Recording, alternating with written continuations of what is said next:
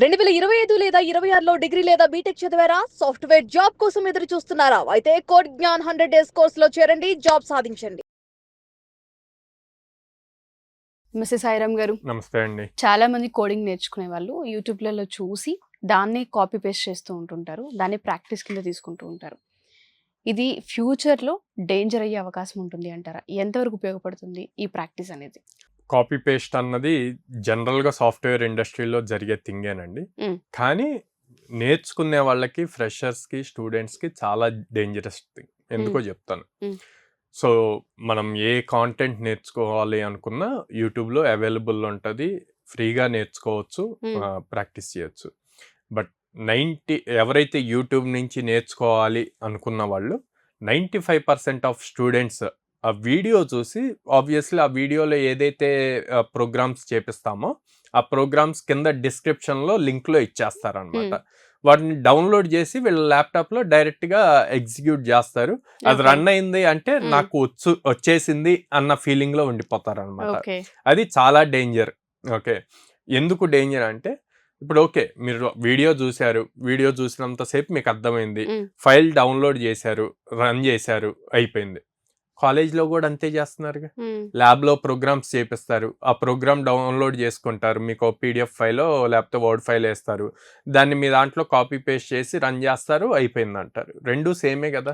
So నేనేం చెప్తానంటే YouTube is best platform to learn.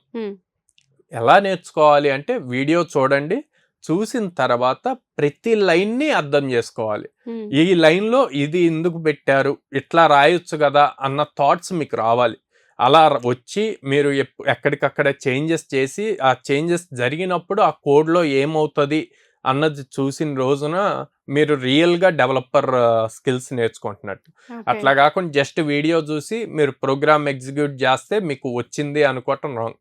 Program execution is not equal to learning skill అనమాట. Okay, next ఈ videos చూసి ఏదైతే మీరు ప్రోగ్రామ్ సాల్వ్ చేస్తారో అదే కాన్సెప్ట్ తీసుకొని మీరు మల్టిపుల్ లెవెల్స్ ఆఫ్ మెథడ్స్లో సాఫ్ట్వేర్లో బెస్ట్ థింగ్ ఏంది అంటే ఓ ప్రాబ్లమ్ స్టేట్మెంట్ ఉంటే ఆ ప్రాబ్లమ్ స్టేట్మెంట్కి సొల్యూషన్ తీసుకురావడానికి మల్టిపుల్ మెథడ్స్ ఉంటాయండి, మల్టిపుల్ వేస్లో లాజిక్స్ రాయొచ్చు. సో అట్లాగా వీళ్ళు నేర్చుకున్న కాన్సెప్ట్, వీడియో ఏదైతే చూసి కాన్సెప్ట్ నేర్చుకుంటారో ఆ కాన్సెప్ట్ని ఇంప్లిమెంట్ చేస్తూ మల్టిపుల్ ప్రోగ్రామ్స్ సాల్వ్ చేయగలగాలి.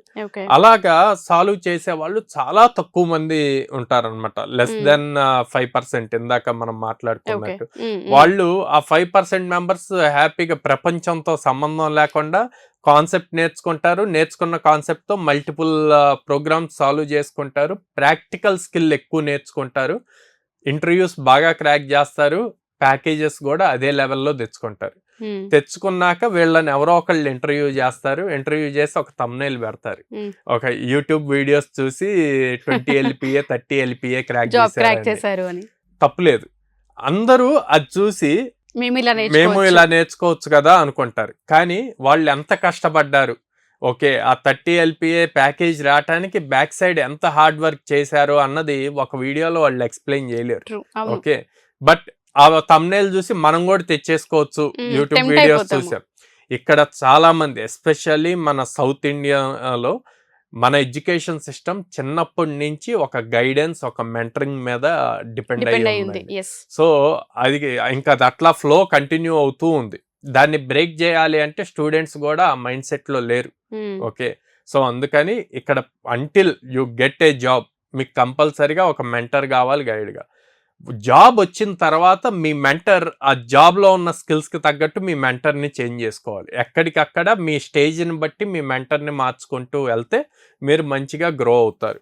సో ఇక్కడ కూడా ఒక ప్రాపర్ రైట్ మెంటర్ని చూజ్ చేసుకొని వాళ్ళు చెప్పింది ఫాలో అయ్యి స్కిల్ నేర్చుకుంటే మీరు ఖచ్చితంగా జాబ్ని క్రాక్ చేయగలుగుతారు. ఓకే, సో యూట్యూబ్ వీడియోస్ చూస్తూ జాబ్ క్రాక్ చేయాలి అనుకోవడం అనేది మేబీ అది ఒక్క వరకు సెట్ అవుతాయేమో కానీ, బట్ ఎలా చూస్తున్నాము, ఎలా ప్రాక్టీస్ చేస్తున్నాము అనేది మేజర్. దాన్ని అర్థం చేసుకొని కనుక ముందుకెళ్ళగలిగితే కొంతవరకు మనకి హెల్ప్ అవుతుంటుంది.